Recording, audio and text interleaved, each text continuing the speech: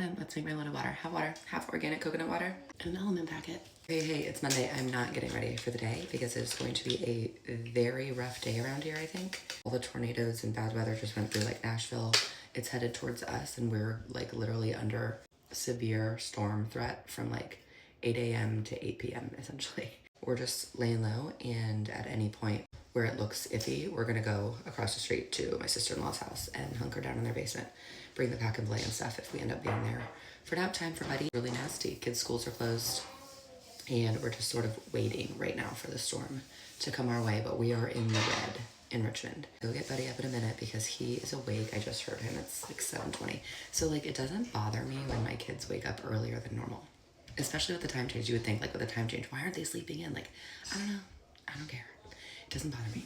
Buddy will probably do 2 naps today because we're gonna be home all day. He won't go to school. Probably put him down for a nap at like 9:45 for like 45 minutes just to give him a little bit of rest. And then he and Chloe can nap together at like 1:15. And that's just how we'll do the day. I foresee us being in their basement for sure today. So there's a few things I want to talk about. I'm probably not going to be able to make a video today, but these on my mind and on the list of things I want to talk about. Number 1 being preferred parent, especially at bedtime. We deal with this a lot, and it's always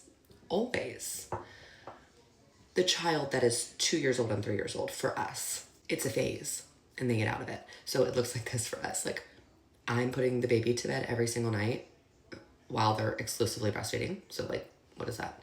First 14 months, 15 months for some of them, 21 months for one of them. I'm always putting baby to bed. And then like literally once they stop nursing, Daddy can do bedtime, and it's crazy. And like that shift happens so naturally, and it's fine. And like, it makes my heart happy seeing him put baby to bed because he never does for like the first whole year, right? That's fine. Then when they're like bigger toddlers, 2.5 to 3.5, ours typically have a preferred parent, and that can be kind of challenging. I do a video at my desk yapping about that and how we deal with it and how to be cool about it, because like you can't let it get you upset. Like it getting you upset makes your night kind of shitty, and like you can't. So sometimes you just have to lean into it, and that's okay. And just know that it's a phase, because of course it's a phase. It's a phase. My 5-year-old doesn't give a shit who puts her to bed. My 6-year-old doesn't give a shit who puts her to bed.